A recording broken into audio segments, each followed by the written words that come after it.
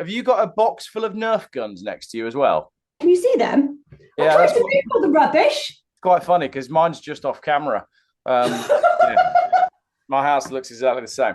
Right, Yeah, I think, normal human being, not a bot, and I'm definitely not one of these that's got like hundreds of thousands of pounds in the bank.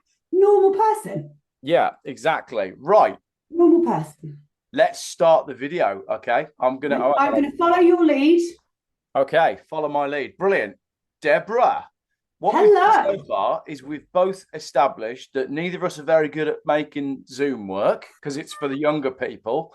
And you've got a box full of Nerf guns in your background there, which is mine. Mine is just off camera. So we obviously have children. We've established we're both normal people, strangers from the internet who met in a group. And the group that we have met in is the Land Rover Ingenium engine failure Facebook group, to which I think you are quite familiar.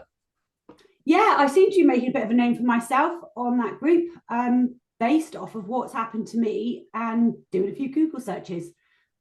Probably too late. Probably should have done them 3.5 years ago. But I don't really know where you want to go with this. But my story, very simply, is 3.5 years. I've owned my Jaguar E-Pace. So hang on. Yeah. Whoa. Yep. Let's start from the top. When did you buy it? How much did you pay? Who did you buy it from? How was the buying experience? Why did you buy that car? Tell your story. Why did I buy the car? I like the photon red colour. Yeah, it's a good looking car. I can't deny that. It's a good looking car.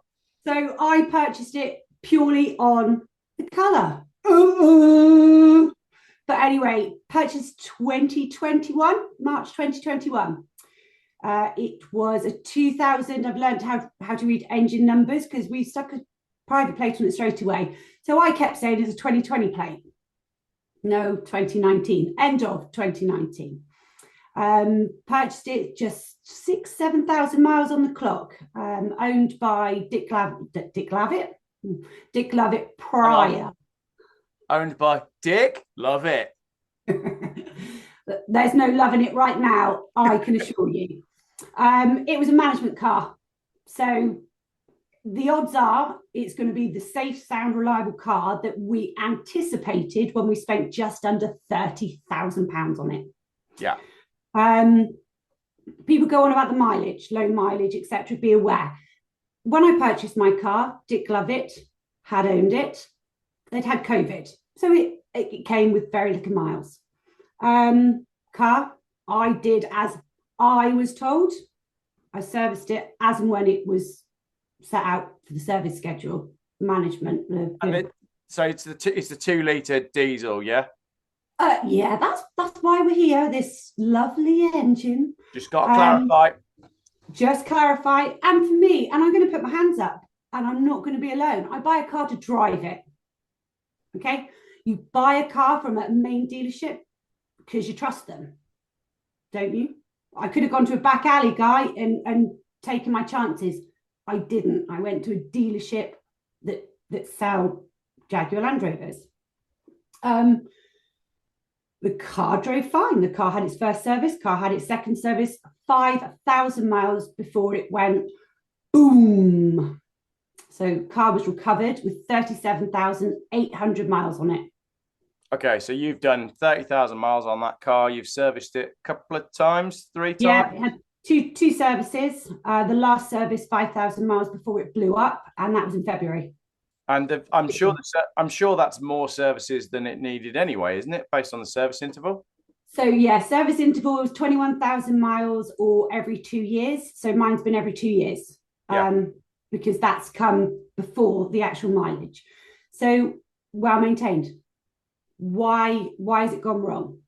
So Dick Lovett have diagnosed my car with turbo failure. Yeah. And categorically speaking, and in email, nothing to do with my DPF, but check this out. No oil test has been done. So no oil sampling's been done, but there apparently are metal fragments in my oil. Right. Okay. So if it's a turbo, what's caused it? Now, it has less than 40,000 miles on the clock. Turbos, as we all know, don't just blow up. My bearing and my shaft have failed. Why? Why has it failed?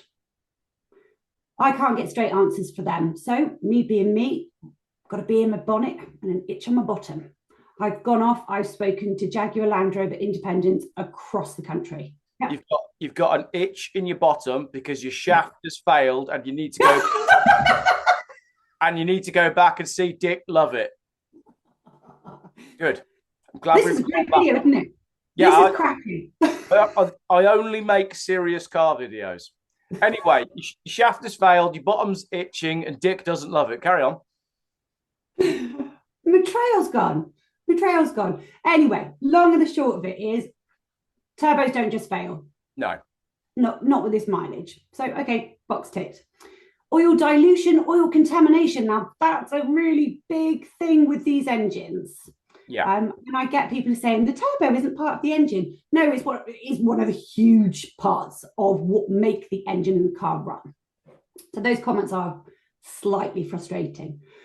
So I've gone off to learn everything I can about oil dilution and oil contamination, which with this particular engine, the DPF is one of the two. It's two of the same things, isn't it? Yeah.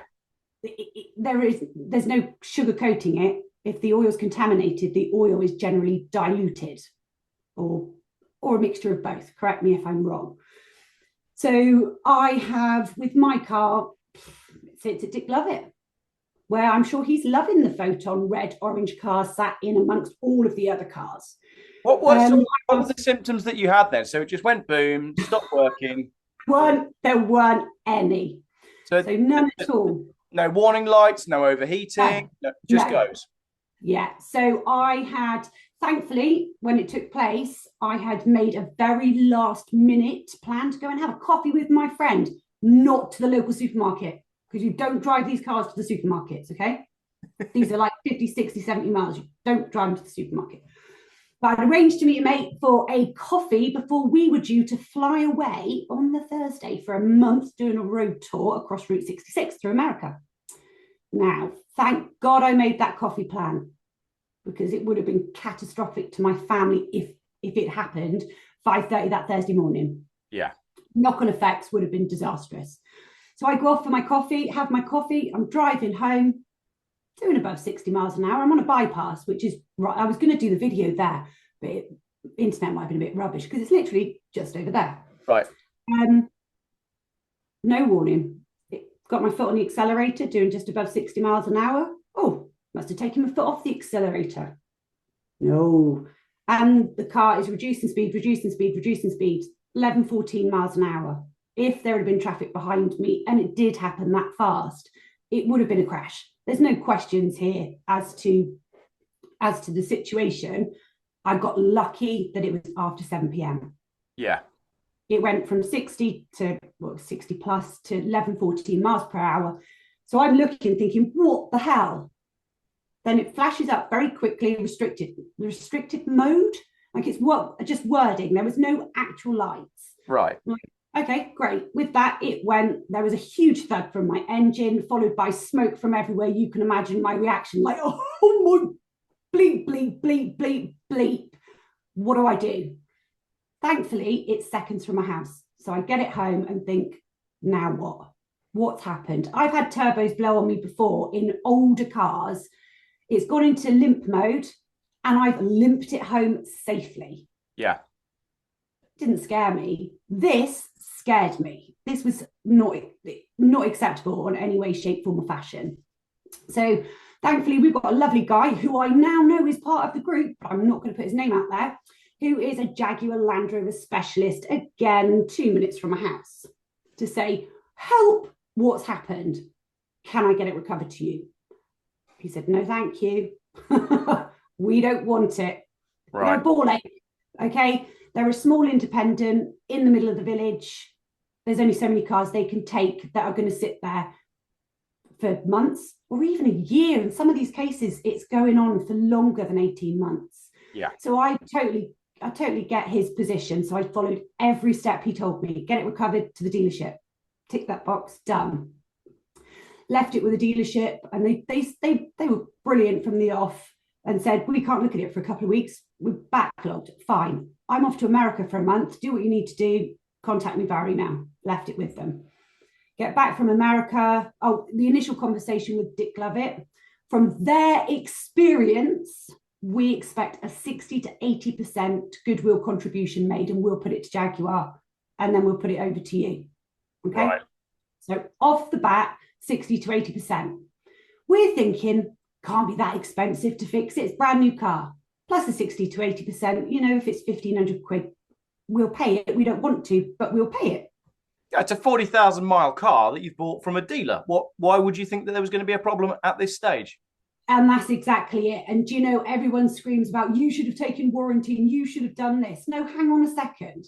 At the point my warranty ran out, I'd done about 27,000 miles. So we said, what on earth could go wrong that's outside of a certain amount? We'll just pay it. The warranty on the Jaguars, Jaguar Land Rover, they're about £1,500 a year. Right. So, okay, nothing is going to go wrong, famous last words, on a car of this age with this mileage. If it's £1,000, £1,500, we'll just pay for it, because in the long run, it'll work out cheaper for us. And most people are financing these cars at £300-400 a month. An extra 150 for the warranty. That's quite a lot of money on their monthly outlay. Well, you also think that, like, the thing that gets us is you pay this stupid tax, this, I don't know what it's called, but if the car's above £40,000 at point of purchase, so I'm still paying £600 a year tax. Yeah. So you've got the £600 a year tax, you've got your insurance, and please, anyone who's going to scream at this video, oh, you should know that before you bought it. Yes, I did. And that's fine. I haven't got an issue with any of that. I've got an issue with it blowing up and my first bill being £11,700. Oh, and only once that's done will this Fred system say, your engine needs doing too. Hang on a second. Sorry, tell me that again. So you're back from America. So we get back. Yep, sorry, I can jabber for England. This works too fast, and it's like, This is going to be the world's longest video. This one, but we'll get there. So you fly back. Were you worrying about it when you were in the States, or it didn't really? That holiday took 2 years of planning, meticulously planning, because Route 66 is a lot of miles. Yeah. And we wanted to do other stuff as well. We wanted to go off to Phoenix for a week and explore. And we wanted to go to Vegas. So there were other things. We also flew out of California into New York. So when I say this, if this had failed on the Thursday morning, it would have screwed 2 years of planning. So my silver lining to this is I went for that coffee. Yeah. Yeah. Otherwise, it would have been, for my family, it would have been disastrous. And for me, who spent 2 years planning everything, lining the mileage up and doing everything, it would have been horrendous. But anyway. So you're on your holiday, your car's dumped at the dealership, you're not worried about it, you fly back. What happens next? So when we get back, we have some emails from Dick Lovett saying that Jaguar, 40%. Right. 40% of £11,700 on a car I've owned 3.5 years. Yeah, not happy. So had they done the work at that point, or was that just at the quote stage? No, so just at the quote stage. Right. I'd instructed them not to do anything until I'm ready to move forward. And that's not acceptable, 40%. Yeah. So I've pushed on Jaguar. Jaguar have gone, no, 40%. We are not shifting. Why aren't you shifting? It's not fair. Check this out. It's not fair on our customers that have warranty. So, wow. Okay. So next question, which went off at the end of last week. Can you please then explain to me why a woman who lives 17 miles up the road from me has an older car than mine with 20,000 miles more than mine has just been offered 80%? So you told me it's not fair on the customers with warranty, but that's a load of crap, because you've gone and give more to somebody else with a much older car. Yeah. Outside of the 6 years that legally others are still within their legal rights, and you've given them a higher percentage. And this is what I'm seeing in the group as well. There's no like set method of how JLR help. It seems to be a bit all over the place. Some people get a lot of help and say they've had a great experience, and some people get nothing. There's not much rhyme or reason to it. So I actually pushed back on Jaguar Land Rover and said, do you use Ernie? You ever heard of Ernie? Ernie does the premium bonds, pulls the premium bonds, because I have got no understanding how this works. Yeah. Where is the logic? Where is the method behind this absolute insane madness? Yeah. I can't figure it out. I've now been told they cannot discuss individual cases with me because they can't. Only my own case. That's another one of their catch-alls is we can't discuss anybody else. And the other one they quite like to do is when ownership is transferred, i.e. when the car's been scrapped, then they won't talk to you, which is another good one they use. The lady in question, we are actually chatting behind the scenes, as I am with a lot of people. It's great to hear their stories. Some of them are heartbreaking. They really are. I can't emphasize that enough. Like, I know it might come across in my videos that, oh, it's a bit funny. When you dig into these stories, they're really, really not nice. People have been treated so badly. They've lost tons of money. The mental health strain has been huge. This is such a big deal. It is massive. And I think the unfortunate thing with a lot of people is, and the same as me, and I didn't know, it was the fact that when this happened, I went onto when I got back from America, went onto forums and tried to find people to engage with me. And I found one guy who's now joined the group who was like, I got 100%, this is what you need to do. Yeah. And he hammered on about consumer rights. What are our rights as consumers? Because do you know what? We have got them. It gets a bit more kind of hickledy-pickledy after that 6 months, that initial 6 months, because you have to prove that it was faulty at the point of purchase. Yeah. Okay. Which up until recently was quite a difficult thing to do, because an inherent problem is a problem that is always there, slowly ticking along until boom, it's gone.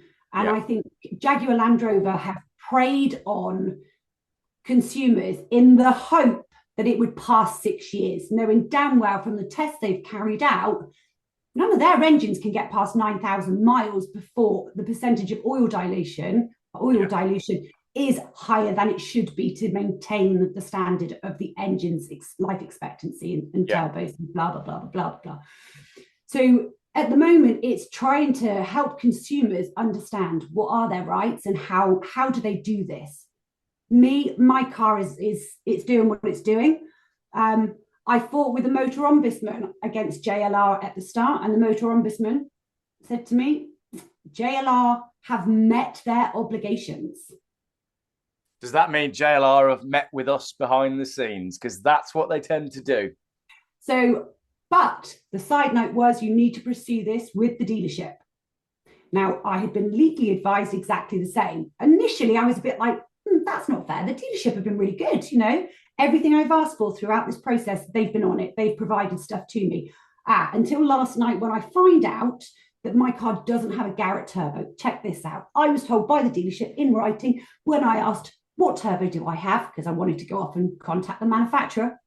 You have a Garrett, Miss Leafield. No, I don't. I have a Mitsubishi turbo. Right. So now I definitely can't trust them, can I? You don't even know what turbo is in my car. You've told me I've got metal shards in my oil. You've taken no oil sample. You know, how do you know this? Maybe it's visible, maybe it's not. I don't know. But the other thing here, and I do digress, and I'm not staying on any sort of platform here, is consumers need to understand what misrepresentation is, the legal definition. Because when we are buying these cars from main dealerships, any dealership, I'm sure it applies to all of them, is we are buying a car that is fault-free. To the best of their knowledge, it's fault-free. It's not true. Yeah. They know about these faults, they know about the inherent faults, and they are mis-selling these products to consumers. So consumers here, 100%, they need to be chasing what is the legal rights to us. The more of us that do it, report to DVSA, report to Citizens Advice Bureau, England and Wales only, unfortunately. I'm trying to find out how it works in Scotland and then the European countries. But I think that if more people understood how we as consumers legally stood, they wouldn't have a very expensive paperweight on their drive or stuck in dealerships or independents or wherever they are. So my issue is, yes, I'm fighting my own problem with my car, which at some point will be sorted. The bigger picture here, which consumers need to understand, is go and check out the Trading Standards Act of 2015. Right. It's a big thing. 30 days, obviously, reject it. I think it's 6 months, you're still within your parameters of rejecting it. That after 6 months and between your 6 years, because after 6 years you are kind of bob open, not a lot of hope, is understanding where we are as consumers. And the law is on our side. The proving it's inherent. I've been told it's hearsay. Yeah. No, it's not. It's well documented. And there are documents out there which some people have gone, oh, that's false documentation. There's others saying, no, the dealerships were handed these documents back in 2018. They're fully aware of it. It's no longer a case of being told prove it when dealerships know that we can't prove it as such, because if you rip an engine apart that's on a new car, what's going to be in there? All Jaguar Land Rover parts. Okay, but the oil dilution and people understanding how it affects their engines and the wear and tear and how, the premature wear and tear of the parts, this inherent problem, latent defect, whatever people want to call it, it's there, it's doing its thing. And I appreciate not everyone's engine is being affected, because some people are going, oh, we know a lot about cars, been driving a lot longer, we'll do an oil change every 6,000-7,000 miles. Not all of us know this, and we are sticking by what we are told to do. I think all of Jaguar Land Rover's marketing is not aimed at those people. The way that they market those vehicles, they don't actually appeal to the people that enjoy doing the spannering and doing all the work. And I keep seeing this in the forum as well. So I think the first time I made a video on this, I'm pretty sure that group had 12,000 members. You're now up to 16,000 members.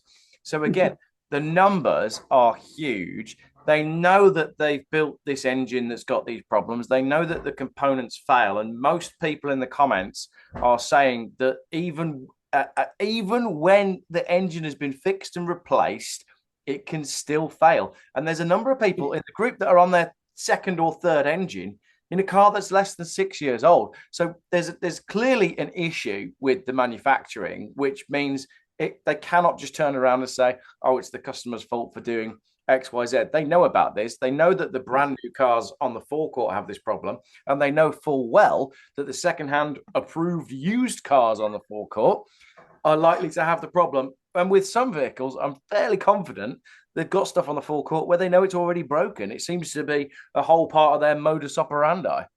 So it's funny you should say that, actually. So I had issues with Dick Lovett when I requested the report card, the inspection. Why are you charging me for 4 hours diagnostics? I want to see what you've done. I want to see the compression tests. I want to see all of this. They refused 4 times over 2 weeks. So I drove there with my husband. I want to see the car and I want to see the job cards. Like I want to see.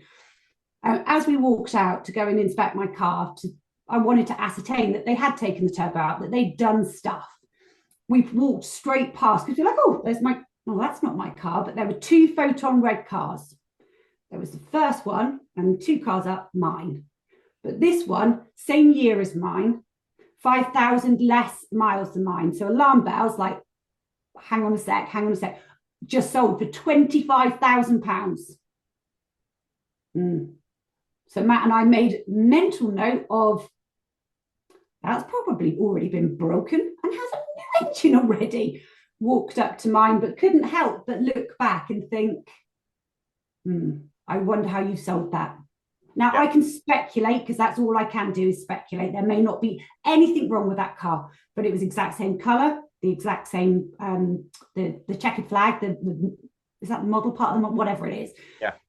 Same interior, same engine, same everything as mine, just 5,000 less miles on the clock. Same year of registration, everything the same. I think if I owned a relatively new Land Rover with this engine, I'd be checking the engine number on my V5 and going and checking whether or not it's got the same engine in the car.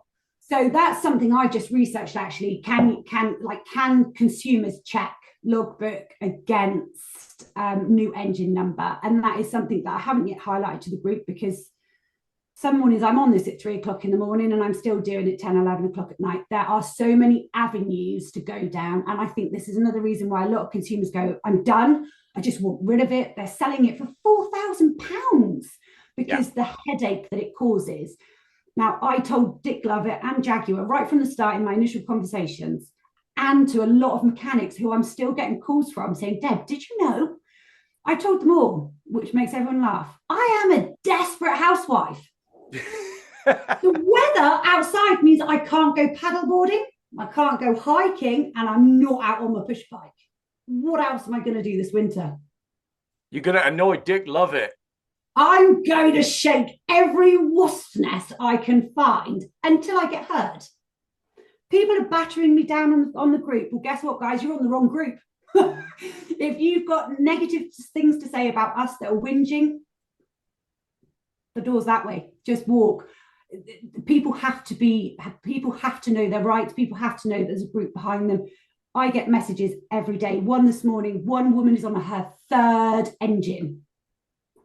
3. And guess what? Tick, tick, tick, tick, tick. It's broken. That's 3. Yeah. It is a problem. It's a problem. I've got nothing else better to do with my time. I think that's really important, though, because I've seen the same playbook being used with the Luton Airport fire and the flooded dealership, the Jaguar dealer that flooded in Derby. And what they seem to do is just wait for people to reach that break point where they're enough. You know, Luton Airport, they told everyone, oh, you've got to claim on your own insurance. The flood thing was a complete disaster start to finish. And I was involved in some of the WhatsApp groups, and people out of desperation in the end are just like, I'm going to take the payout that they've offered me because I can't take this anymore. So I think it's great that you're pushing it. So where is your car now then? How much does it cost you? Is it working? Where did you get to with it? It's working as a paperweight. No. So car is not working. Still, don't be stupid. Am I going to spend £11,700 fixing a car that shouldn't be broken? No, I'm not. No. Car's still at Dick Lovett in Melksham. Yeah. Which is where it's going to sit until the battery dies and more things just go there. I'm not paying to have it fixed. Not happening. Jaguar offered me 40%. Okay, Dick Lovett then offered me a massive, doors going, Dick Lovett then offered me a massive 10% off of parts and 20% off of labour. Yeah. Can we pause this for 1 second? Yeah, fine, I'll go shut my window. Only because if that's the IKEA delivery, I've got to let him in. Give me 2 seconds. Carry on. Hang on. So Deb's run off to sort out a delivery that's just arrived at her house, and I've left the Zoom and everything rolling.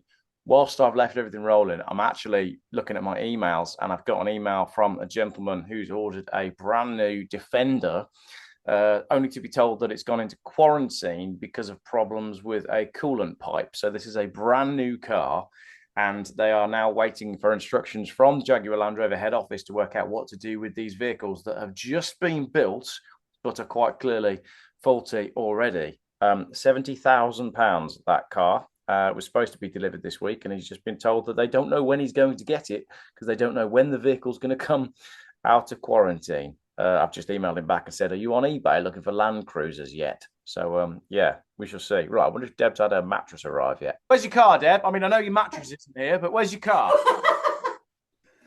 So car, as I said, Dick Lovett. Jaguar offered the 40%. Dick Lovett offered 10% off of parts, 20% off of labour, but still my bill's around £6,000. I'm not paying it. So at the moment, it is with the motor ombudsman again, but against Dick Lovett under misrepresentation. Yeah. And I have confirmation as of last night, I have a case. Excellent. So we'll keep in touch then. What would you firstly, what was your desired outcome from all of this, and then what would you advise people to do who are driving a Land Rover that starts to make funny noises, or a Jaguar? I try not to answer that second one as honestly as I want to, but so outcome, give me 20 grand and I walk away. Like, I don't want the car. I appreciate it's depreciated, 20 grand, reasonable amount of money. I do not want the car back. I would never drive it again. I'd take a wrecking ball to it, but I wouldn't drive it. Okay. So that's where I'm at with the motor ombudsman. Advice to people, what to look out for, what to listen to. Well, I didn't have anything to listen to or nothing to advise me or tell me something was going to go wrong. So make sure your mobile phone's always charged when you're driving it. That might be a good thing. Yeah. Advice for people, please go join the group, join the Facebook 2 litre Ingenium engine failure group. Have a look at some of my pin posts. Know your consumer rights, know legally where you stand.